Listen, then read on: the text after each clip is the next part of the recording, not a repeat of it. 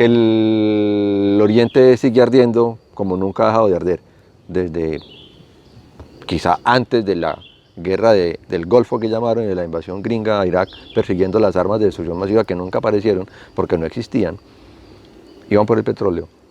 Hasta hoy, lo último fue el 25 de diciembre, los gringos bombardearon un campamento de un grupo opositor al gobierno y a sus intereses, mataron 25 personas. No, el grupo no es opositor al gobierno. Al gobierno de Irak. De Irak, no es opositor. Y es pro-Irán. Es que ahí es complicada es la que, geopolítica. No, es que no es complicada. Hay que entender la filigrana de lo que sucede en el Medio Oriente para saber exactamente cuáles son las causas y cuáles son las respuestas y los objetivos de lo que está pasando. La causa de el atentado contra esos grupos o esos campamentos es que de esos campamentos nació la orden para atacar la embajada americana en Irak. ¿Qué campamentos son esos? Son los campamentos del Hezbollah, el partido de Dios. El Hezbollah es el partido de Dios. Ahora, el Hezbollah, que es el partido de Dios en el Medio Oriente, se reconoce como el partido o la fuerza armada o el brazo armado de los iraníes. Y de los iraníes chiitas. Acuérdate que la religión musulmana... Esos son los que están en el poder hoy. Esos están en el poder hoy. Pero mira, la religión musulmana se tiene dos vertientes. Realmente tres. Pero dos fundamentales. Una, la sunita, que obedece el canon y la directriz que define Arabia Saudita. Y otro, el chiita, que tiene como protagonista principal al actual gobierno de Irán. Pero mucho más atrás tiene que ver con Corán y Ali. No, ya voy para allá. En esta chiita hay varias vertientes también. Hay una vertiente que es la alawita, que son mayores seguidores de Ali, que era el cuñado de Muhammad, el profeta inicial.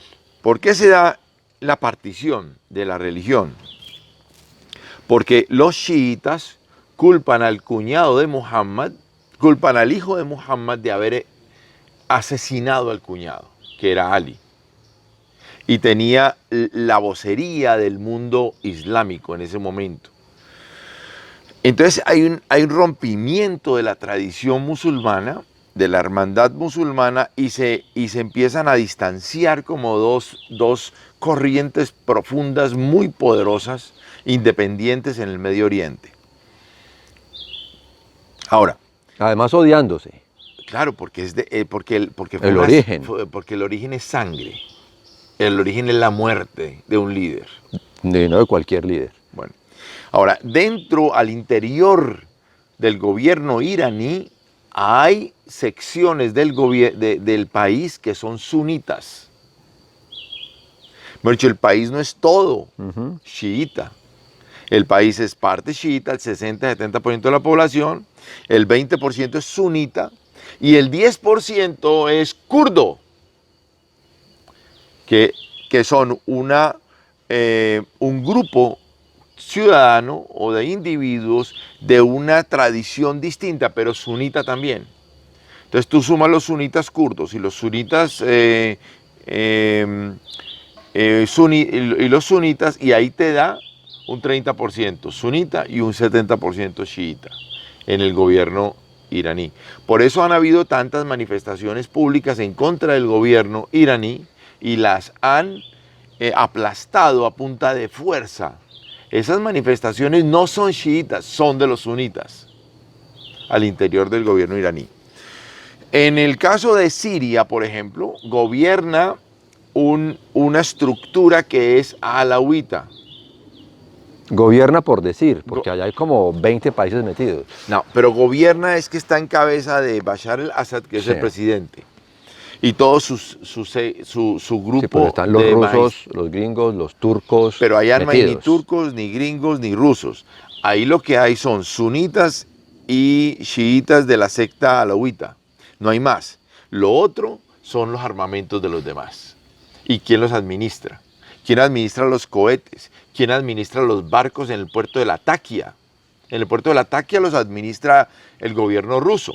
Los cohetes antimisiles los administra el gobierno ruso. Pero no quiere decir que esté lleno de rusos. Quiere decir que hay 100, 200 personas que son militares rusos que tienen el control y el poder del país en manos de un armamento que es poderosísimo. Sin embargo, el país no se puede administrar y controlar si no tienes tropa. La tropa la ponen los sunitas o los chiitas o los alawitas. Y ahora regresemos al caso de lo que acaba de pasar en Irak. Irak, Saddam Hussein era sunita. Venga, hay que aclarar una cosa. Lo que pasó fue... Lo que acaba de pasar. Sí, fue después del atentado, toma de la embajada de Estados Unidos o destrucción, sacada del embajador rápidamente. Eso fue Bagdad. Claro. Eso es Irak. Eso es Irak. Irak con K. Al señor general que mataron los gringos en el bombardeo, es un general iraní. Con un socio iraquí. Que estaba en Bagdad. Con un socio iraquí. Sí, como decir, el ministro de Defensa o un general brasileño está aquí en Colombia haciendo algo. No. Es que ¿qué hacía ese hombre esa allá? es una visión muy inocente del tema. Yo soy inocente. Sí, y se le nota. Y no soy turco. No, para exacto. nada. Y se le nota la inocencia. Mira, el Irak e Irán son dos potencias, o eran, digamos, dos potencias que se enfrentaban por el control del Medio Oriente. Irak, en la época de Saddam Hussein, al que nunca le encontraron las armas de destrucción masiva. Ex socio de Estados Unidos, además. Ex socio de Estados Unidos y de Europa. Claro. Y de Europa. Esa Irak era comandada por un sunita, que era Saddam Hussein, pero era una minoría dentro de la población. La mayor cantidad de población de Bagdad hacia abajo, de Bagdad hacia abajo del sur del país, es chiita y tiene relaciones de hermandad con los chiitas de Irán. Son uno solo. Son uno solo. Y de Bagdad para arriba, hacia el norte, hacia la zona kurda, que es Arbil, Suleimanía, Duhok, toda esa zona, es sunita. Entonces, ¿qué está pasando en Irak? Internamente hay una revolución. El gobierno le ha entregado independencia a los kurdos en el norte, independencia parcial a los kurdos en el norte, y les entrega la presidencia del gobierno. Y les entrega a los sunitas la presidencia del Congreso. Y los chiitas mantienen la presidencia del Estado. ¿Sí? Gusto para los tres. Gusto para todos. El ponqué lo dividen entre tres. Pero internamente las guerras todavía continúan. Y lo que acaba de pasar en la toma de la embajada, toma porque entraron y se la tomaron, es que los chiitas, asociados con los chiitas de Irán, tienen el control absoluto, el poder del país. Manejan todo el sur.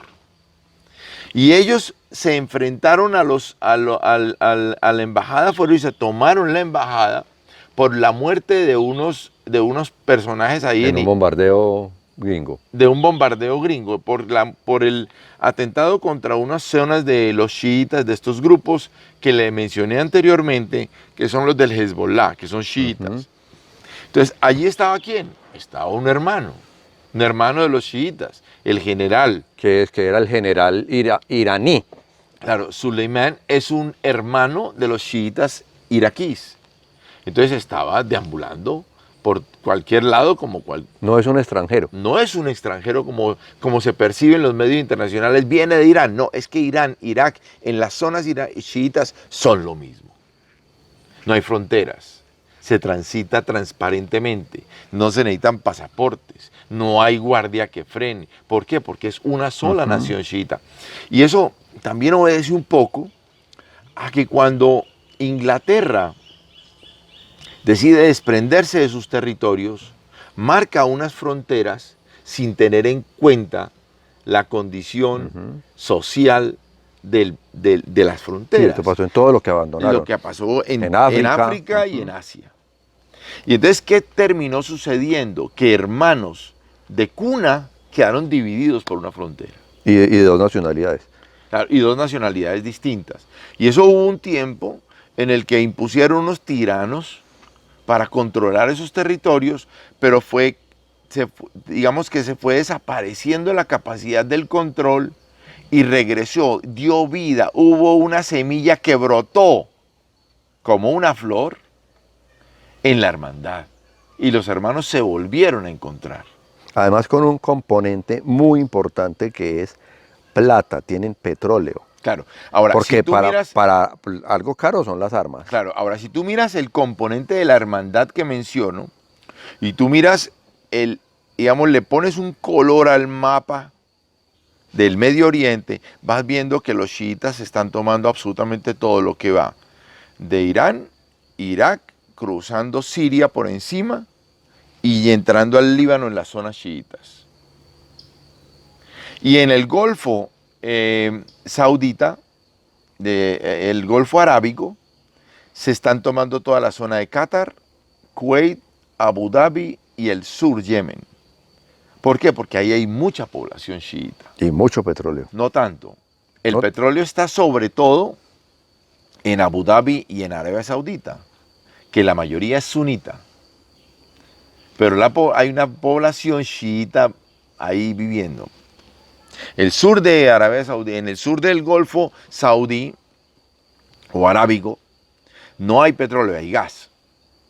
Bueno, hay recursos, que a la final es lo que Pero mueve una cosa es el muchas gas cosas. y otra cosa es el petróleo. Sí. Porque los precios son distintos. Pero en ese